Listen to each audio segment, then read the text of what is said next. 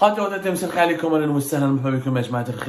vous allez bien, j'espère que vous vous portez bien, j'espère que vous nous écoutez, vous nous percevez bien, j'espère que vous passez une bonne journée. Il y a un événement récemment qui a eu lieu, un événement géopolitique important, qui a totalement bouleversé les rapports de force dans la région du Moyen-Orient et de l'Afrique du Nord. Je dis bien du Moyen-Orient et de l'Afrique du Nord. C'est un événement qui concerne deux importants pays du Moyen-Orient, mais c'est un événement qui va avoir un impact majeur sur tout ce qui va se passer dans les mois à venir, y compris en Afrique du Nord et au Maghreb.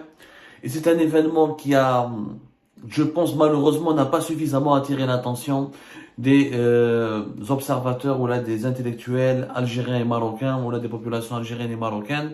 Et c'est un événement qui nous concerne de près parce qu'il nous offre une fenêtre de tir pour comprendre que les dirigeants algériens et marocains sont en train de provoquer leur mort ou là de programmer leur mort et la mort de la région, là où d'autres pays, des rivaux qui étaient dans des rivalités beaucoup plus meurtrières et beaucoup plus violentes que celles que nous connaissons d'Algérie et le Maroc, ont pris conscience de l'importance d'une réconciliation pour éviter une guerre dévastatrice. Je parle naturellement de l'accord signé le 10 mars 2023 à Pékin entre l'Arabie Saoudite et l'Iran, les deux pays ennemis du Moyen-Orient, les deux pays, pratiquement les deux puissances régionales, les pays les plus rivaux de la planète, les deux pays qui étaient divisés et séparés par une rivalité atroce depuis de nombreuses années et entre lesquels il n'y avait plus aucune relation diplomatique depuis 2016, ont décidé de se réconcilier, de rétablir leurs relations diplomatiques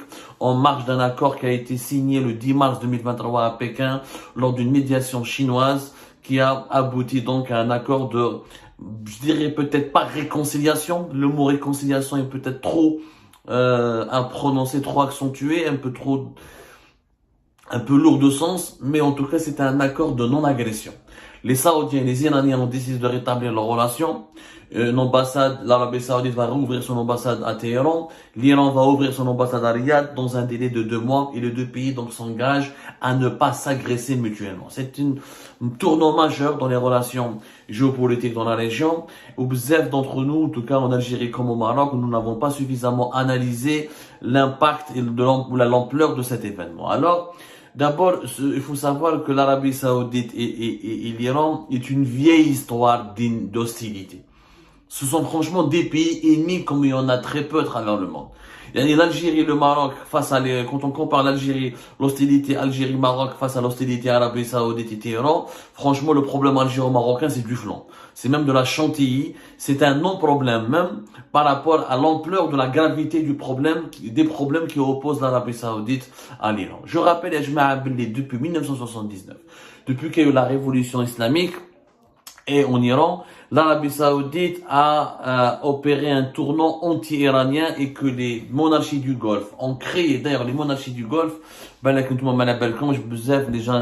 que par manque de lecture, là, par manque de lucidité, on s'intéresse pas à certains événements clés de la région qui nous concernent directement. Les pays du Golfe, face à la révolution chiite, face à la révolution islamique de l'Iran de 1979, ont pris rapidement peur. Ils ont bien compris que le chiisme va représenter une menace fondamentale contre leur sécurité et leur souveraineté. Les pays du Golfe, ils ont créé ce qu'on appelle le Conseil de coopération du Golfe, le CCG, depuis 1981. L'Arabie Saoudite, les Émirats, le Koweït, etc., y compris l'Irak, ils ont essayé de se retrouver, de se regrouper ensemble pour lutter contre l'influence iranienne. Mieux encore, l'ampleur des problèmes les l'Arabie Saoudite et les Iraniens. Malgré cela, ils ont décidé de se calmer et de tourner la page. C'est une leçon que les Algériens et les Marocains doivent absolument apprendre. L'Arabie Saoudite a soutenu militairement et financièrement la guerre qui a été lancée par l'Irak de Saddam Hussein contre l'Iran de 1980 à 1988. Il faut savoir que durant cette guerre, il y a eu 1 million de morts du côté iranien, 300 000 morts du côté irakien, plus de 1 million de morts du côté iranien. C'est quand même immense. C'est l'une des guerres les plus atroces et c'est une guerre qui a laissé des séquelles profondes, notamment au sein de la population iranienne. Et les Iraniens n'ont jamais pardonné aux Saoudiens le soutien militaire accru accordé à Saddam Hussein et à cette guerre atroce qui a été lancée dès 1980. La guerre avait commencé d'ailleurs au septembre 1980. Après cet épisode, il y a eu beaucoup d'épisodes. Il y a eu beaucoup d'épisodes où il y avait des guerres par procuration. Je dis bien des guerres par procuration entre les deux pays, entre l'Arabie Saoudite et l'Iran. Plusieurs épisodes, notamment des pèlerins, les pèlerins iraniens qui ont été massacrés en Arabie Saoudite. Ça s'est passé en 1987. Les forces de sécurité saoudiennes ont violemment réprimé une manifestation anti-américaine organisée au niveau de la Mecque, dans le lieu saint de la Mecque, par des pèlerins iraniens. Il y a eu 402 morts, 402 pèlerins qui ont été tués, dont 275 pèlerins iraniens. Je vous donne quelques informations historiques, puis je fais un mobilier. Il y a vraiment pas pire. Il y a eu l'Arabie Saoudite et l'Iran. C'était 100 fois pire, pour ne pas dire 1 million de fois pire que l'Algérie et le Maroc. L'épisode, il y a eu un diplomate saoudien qui a été tué à Téhéran parce que les manifestants iraniens, en Iran, il y a eu des grosses manifestations contre l'Arabie Saoudite. L'ambassade saoudienne à Téhéran a été mise à feu, qui met l'ambassade du Koweït d'ailleurs, et un diplomate saoudien a été retrouvé mort, il a été tué. Les événements se sont poursuivis, Ensuite, il y a eu la guerre en Syrie, à partir de 2011, où les Iraniens ont soutenu le régime de Bachar al-Assad, alors que les Saoudiens ont soutenu la rébellion islamiste contre Bachar al-Assad. Donc, l'Arabie Saoudite et les Iraniens et l'Iran se sont affrontés sur le front syrien. Ensuite, il y a eu la guerre au Yémen à partir de 2014. Notamment depuis 2017 avec une intervention militaire saoudienne contre les milices, les groupes chiites Houthis qui sont soutenus, armés par l'Iran.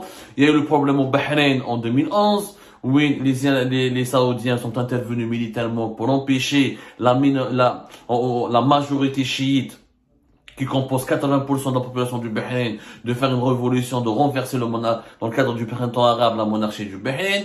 Il y a eu beaucoup d'événements, et l'événement le plus grave, c'était en 2016.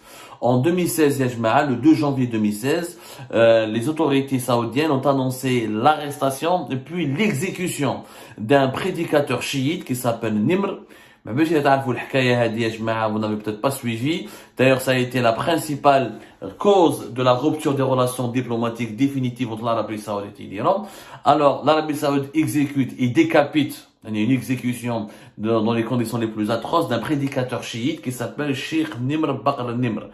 Sheikh Nimr Bakr Nimr a été arrêté depuis 2014. Il avait participé, contribué à ce qu'il y ait des rassemblements et des manifestations contre la monarchie saoudienne. Il faut savoir que en Arabie Saoudite, comme dans beaucoup des pays du Golfe, il y a des chiites. On les présente comme une minorité, mais dans certains pays, ils ont un poids démographique important. En Arabie Saoudite, on estime qu'au moins 10% de la population saoudienne est chiite. Il faut savoir qu'il y a 35 millions de personnes en Arabie Saoudite, dont 30% ce sont des étrangers. 10% des Saoudiens, il n'y a pas chez les étrangers, 10% des Saoudiens sont au moins chiites. C'est une communauté un peu. D'autres chiffres, 10% c'est très peu. Il y en a qui disent, qui donnent d'autres expertises et d'autres rapports, ou là des notes, des notes, sur des rapports sur le chiisme en Arabie Saoudite. Non, il y a jusqu'à 20, voire jusqu'à 30%. En tout cas, on estime que le nombre des chiites est entre pratiquement 2 à 3 millions, jusqu'à plus de 3 millions de chiites en Arabie Saoudite. Les chiites, ils sont persécutés, marginalisés, mais les autres composantes sunnites de la société saoudienne.